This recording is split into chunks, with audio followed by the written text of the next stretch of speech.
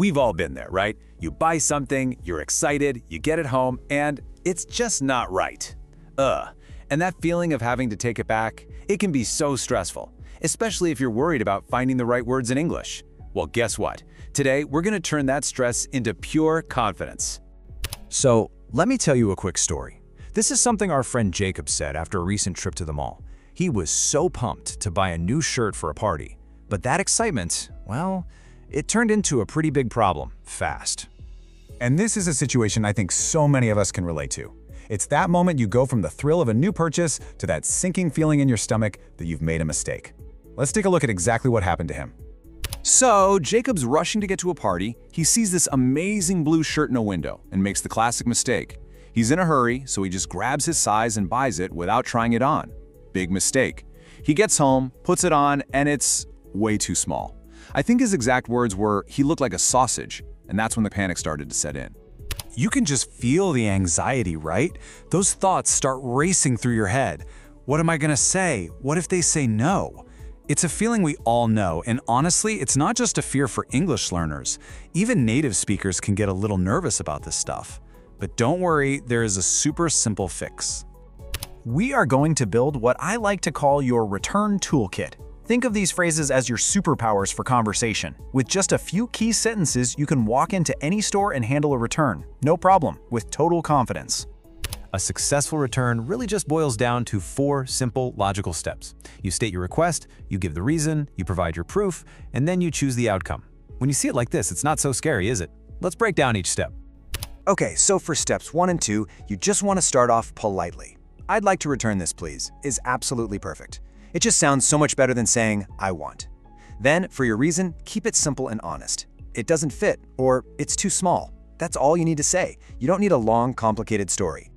Now for step 3, and this is the big one, the proof, your receipt. This is probably the most important part of any return. When the salesperson asks for it, all you need is this simple phrase, "I have the receipt right here."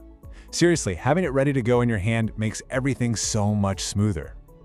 And now, we've hit the final step. This is where you decide what happens next. After you've shown your receipt, you're pretty much in control. You've got 2 main options here, getting an exchange or getting a refund. So let's be totally clear on what these mean. An exchange is basically a trade. You swap your item for a different one. A refund, on the other hand, is when you give the item back and the store gives you your money back. It really helps to know which one you want before you even get to the counter. So, let's talk about an exchange. Maybe you actually love the item, but it's just the wrong size, kind of like Jacob's shirt.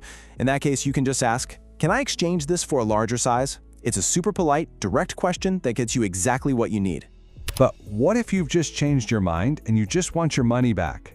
Well, that's a refund. The polite way to ask for this is it possible to get a refund? Using a phrase like, "Is it possible?" is just a really gentle, respectful way to ask. Okay, now that you have all the phrases, I'm going to give you a fantastic pro tip that will make your life so much easier. I call it the tag and bag rule, and it's designed to stop return problems before they can even start. And it's this simple. First, the tag. Whatever you do, leave it on. It proves to the store that the item is brand new and you haven't used it. Second, the bag. The second they hand you that receipt, put it directly into the shopping bag. Don't put it in your pocket or your wallet where it's going to get lost. Tag on, receipt in. So easy. All right, you've pretty much mastered the entire return process, so let's quickly level up your vocabulary with a few more words that are going to be incredibly useful the next time you go shopping. This is the key to avoiding Jacob's mistake in the first place. The changing room, or as they often say in American English, the fitting room, is where you try things on. Always use it. A simple question is just, "Excuse me, where's the changing room?" So, sometimes you get home and you find a problem with the item itself. It might be damaged, maybe a button's missing, or there's a little hole or a stain.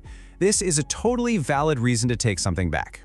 And if your item is damaged, what you're probably going to want is a replacement. That's just a new, identical, perfect version of the item.